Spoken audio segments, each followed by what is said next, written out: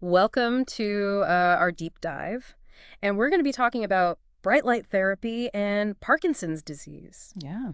You shared with me this YouTube clip from a neurologist who's been using this therapy with his patients, and it's pretty interesting. It is. Some of the things that he talks about. It is. So we're going to be exploring how light impacts our brains and bodies, what it means for Parkinson's, and you might be surprised to learn what this doctor's favorite stimulant is. Yeah.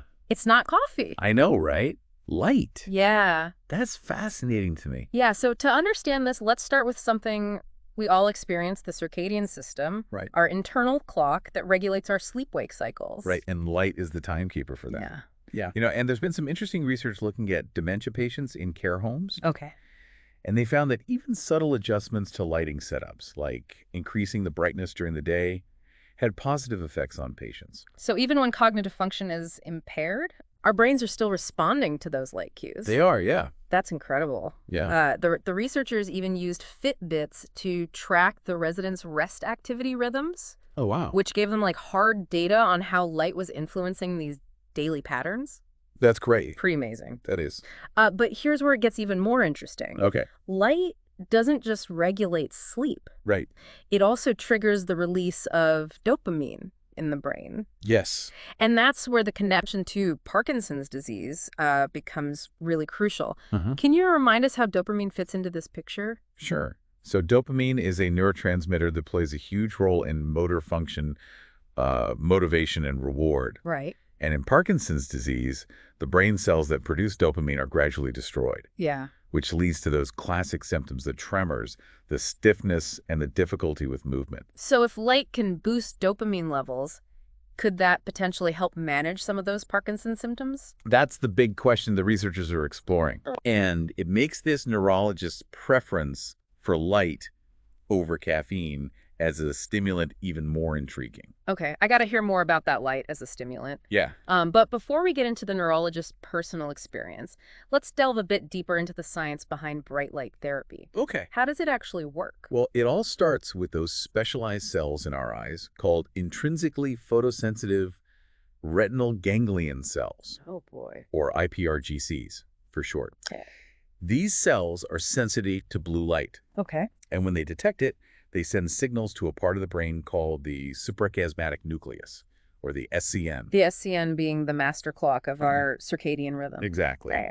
The SCN then relays signals throughout the body affecting hormone production, sleep-wake cycles, and even dopamine release. Wow. So in essence, bright light therapy is like giving your internal clock a powerful reset button. So with Parkinson's, where dopamine deficiency is a key issue, Yes. this targeted light exposure could potentially help compensate for that loss. Has research shown benefits for Parkinson's patients? Yeah, there have been numerous studies exploring bright light therapy for Parkinson's, Okay. and many of them have shown positive results. Oh, great. For example, some studies have found that bright light therapy can improve motor function, reduce daytime sleepiness, and enhance sleep quality in individuals with Parkinson's. That's encouraging. But you mentioned earlier that the research is still evolving. It is. What are some of the challenges in studying bright light therapy? Well, one of the key challenges is the variation in the study protocols. Okay. Different studies use different light intensities, Right. durations of exposure, and times of day for the treatment, Right. which makes it really difficult to compare results and draw definitive conclusions. Sure. However, despite this heterogeneity, a recent meta-analysis, which combined data from multiple studies, did show a positive trend in favor of bright light therapy for improving motor symptoms and sleep quality in Parkinson's patients. Okay. This is promising considering the limitations in the data. Yeah, it seems like there's a real signal there. There is. We need more research to fine-tune the approach. Yes. Figure out the most effective protocols. We do. Why has it been difficult to get funding for this kind of research? Well, as this neurologist in the video pointed out, it's a common hurdle for non-drug therapies. I see. Pharmaceutical companies have a strong financial incentive to invest in drug development, and that often skews research priorities. Right. It's understandable, but it's important to advocate for more research into non-invasive, accessible interventions like light therapy. Yeah, I agree with that completely. Yeah. So given the research we've discussed and his own experiences, Yeah. what does this neurologist recommend for people considering bright light therapy?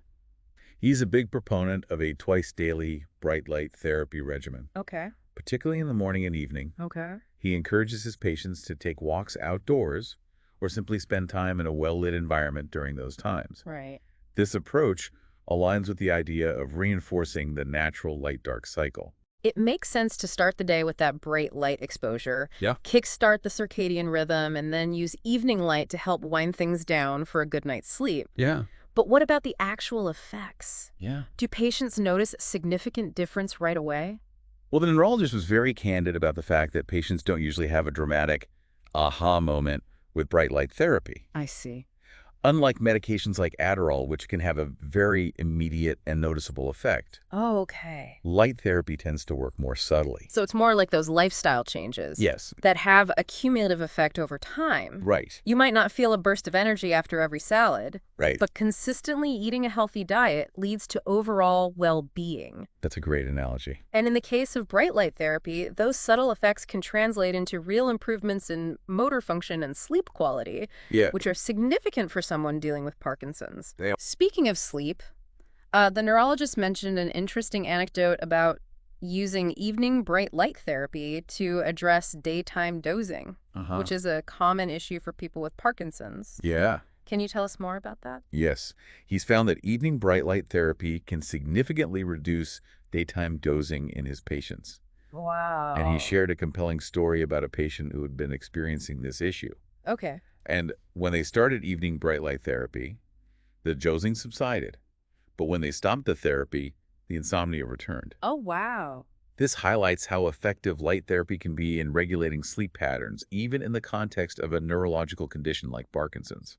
It sounds like evening bright light therapy could be a game changer for managing those disruptive daytime sleep episodes. Absolutely. It reinforces the importance of timing when it comes to light exposure. Yeah. Light at different times of day can have very different effects on our circadian rhythms. Now that we've covered the basics of bright light therapy and its potential for Parkinson's, let's shift gears and explore this from your perspective. Okay. What stands out to you about this connection between light and dopamine, Well, and what broader implications do you see? what's truly fascinating to me is how this seemingly simple intervention, light, taps into such fundamental biological processes. Mm-hmm.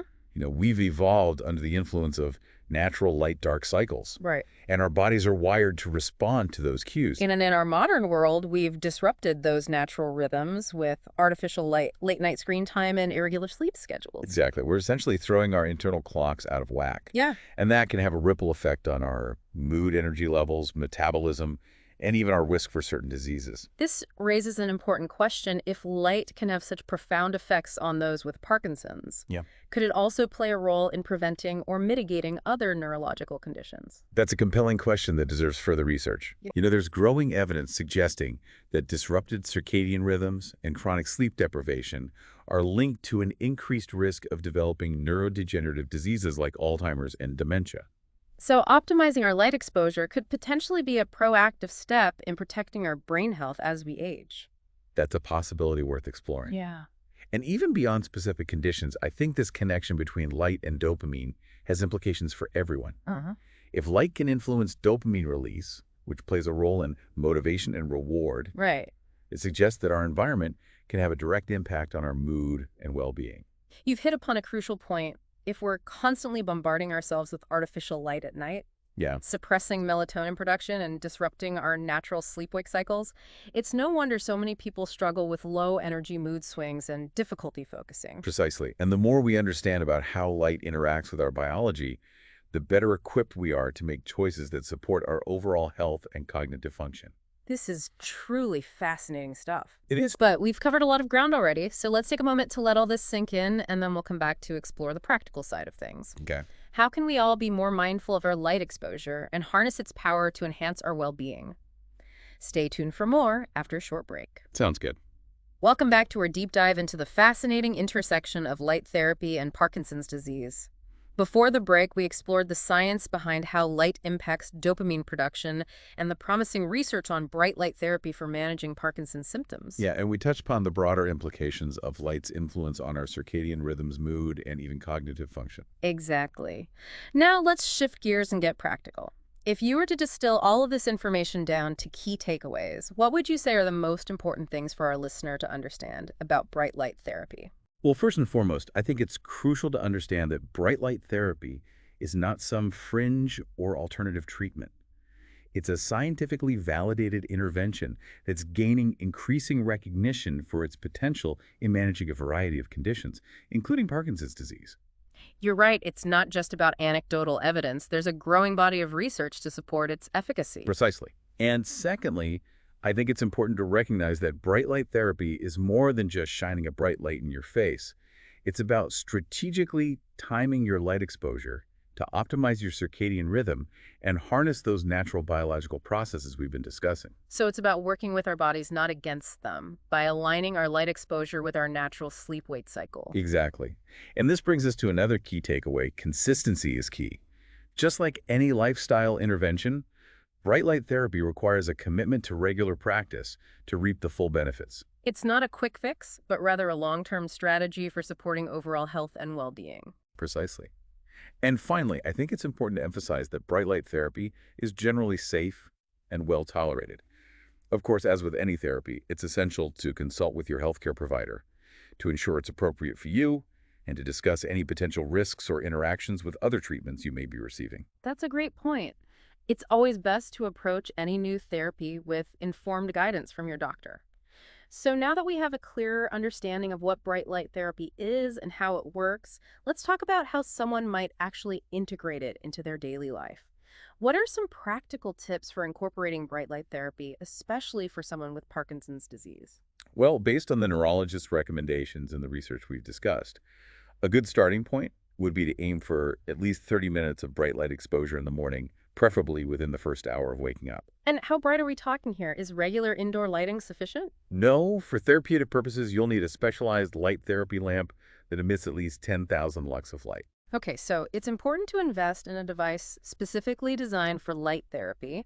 And what about the timing of that evening light exposure? The optimal timing for evening bright light therapy can vary depending on individual needs and sleep patterns, but generally it's best to avoid bright light exposure in the hours leading up to bedtime, as this can suppress melatonin production and interfere with sleep. So those late night Netflix binges might be doing us more harm than good. Exactly. If you're using bright light therapy in the evening, aim for a session earlier in the evening, perhaps a few hours before bedtime, and always pay attention to how your body responds. If you notice any negative effects on your sleep, adjust the timing or duration of your light therapy sessions accordingly. It sounds like personalization and experimentation are key here. What about those who prefer to get their light exposure naturally? Are there ways to optimize outdoor time for therapeutic benefit? Absolutely. Spending time outdoors, especially in the morning, is an excellent way to reset your circadian rhythm and boost dopamine levels naturally. Aim for a brisk walk in the park gardening or simply enjoying your morning coffee on a sunny patio. It seems like incorporating these simple practices into our daily routines could have a significant impact on our overall health and well-being, even beyond managing Parkinson's disease. You've hit upon a crucial point. We often underestimate the power of simple lifestyle interventions, but when it comes to light therapy, we're essentially tapping into an ancient evolutionary mechanism that has shaped life on Earth for millennia. It's fascinating to think about how we can harness the power of light, something so fundamental to our existence, to enhance our health and well-being. But as we've discussed, light therapy isn't a magic bullet, and it's not a replacement for other necessary medical treatments. Exactly. It's about integrating light therapy as part of a holistic approach to managing Parkinson's disease, alongside medications, physical therapy, and other interventions recommended by your healthcare provider. It's about empowering individuals to take an active role in their health journey and explore all available options to optimize their well-being. Precisely. And as research continues to unravel the complexities of light's influence on our biology, we can expect even more targeted and effective light therapy interventions to emerge in the future. It's an exciting field with immense potential, but for now, let's focus on what we can do today. If our listener is intrigued by the possibilities of bright light therapy, where would you suggest they start? What resources or information would be most helpful? Well, I'd recommend starting with a conversation with their healthcare provider to discuss whether bright light therapy is appropriate for their individual needs and to get guidance on specific protocols and devices. That makes sense. Personalized advice is always the best starting point. Absolutely. Yeah. And beyond that, There are numerous reputable online resources and organizations dedicated to light therapy research and education. The National Institute of Mental Health, for example, has a comprehensive website with information on light therapy for seasonal affective disorder, which shares many similarities with bright light therapy for Parkinson's disease. That's a great resource. And of course, we encourage you to continue exploring the research and information available online. But be sure to critically evaluate the source and always consult with your healthcare provider before making any significant changes to your treatment plan. Exactly. It's about being an informed and empowered patient actively engaged in your own health journey. Well said.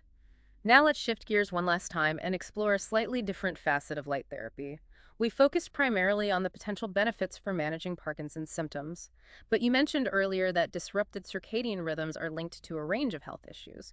Could you elaborate on that connection and discuss how light therapy might play a role in addressing these broader concerns? Absolutely. When our circadian rhythms are chronically disrupted, it's like our internal orchestra is playing out of tune. This can lead to a cascade of negative health consequences, including Welcome back to the final segment of our deep dive into light therapy. it's been quite a journey, huh? Right. Exploring the intricate ways light shapes our biology and influences our well-being. Yeah, we've covered a lot of ground from the science of light and dopamine to the practical applications of bright light therapy for managing Parkinson's disease and even optimizing overall health. And along the way, we've uncovered some truly fascinating insights. Absolutely. One of the things that struck me most was this idea that light is more than just something we see. It's a fundamental biological signal. Right. It's like a key that unlocks a cascade of physiological processes, influencing everything from our sleep-wake cycles to hormone production, mood regulation, and even cellular repair. Yeah, it makes you realize just how interconnected our bodies are with the natural world and how much we rely on those rhythmic patterns of light and darkness to function optimally. And yet, in our modern world, we've disrupted those natural rhythms in so many ways. With artificial light, late-night screen time, and irregular sleep schedules, we're essentially bombarding our bodies with conflicting signals, creating a state of chronic circadian disruption. And as we've discussed, this disruption can have far-reaching consequences for our health, increasing our risk of developing everything from metabolic disorders to cardiovascular disease, mental health issues, and even certain types of cancer. It's a sobering thought, but it also highlights the potential for positive change. Exactly. By simply becoming more aware of our light exposure and making conscious choices to align our lives with our natural rhythms, we can take significant steps towards improving our overall health and well-being. So if someone is listening to this and feeling inspired to make some changes, what would you suggest as a starting point? Well, I'd recommend starting with a simple assessment of your current light exposure habits. How much time do you spend outdoors each day? What kind of lighting do you use in your home and workspace? When do you typically wake up and go to bed? Are you exposed to bright screens in the hours before bedtime? These are all important factors to consider. Okay, so once you have a better understanding of your current habits, then you can start making gradual adjustments. Right. Perhaps incorporating more natural light into your daily routine, experimenting with the timing of your light exposure, dimming the lights in the evening, and creating a more conducive sleep environment. Even small changes can make a big difference. And remember, it's a journey, not a destination. Exactly. Be patient with yourself, listen to your body, and don't be afraid to experiment to find what works best for you. I agree. This deep dive has been incredibly eye-opening for me. It certainly made me more conscious of my own relationship with light. And I hope it sparked a similar sense of curiosity and inspiration in our listener. Maybe this is just the beginning of your own exploration into the fascinating world of light and its profound impact on our lives. So thank you for joining us on this illuminating journey. And until next time, may your days be filled with light and your nights with restful darkness. Well said.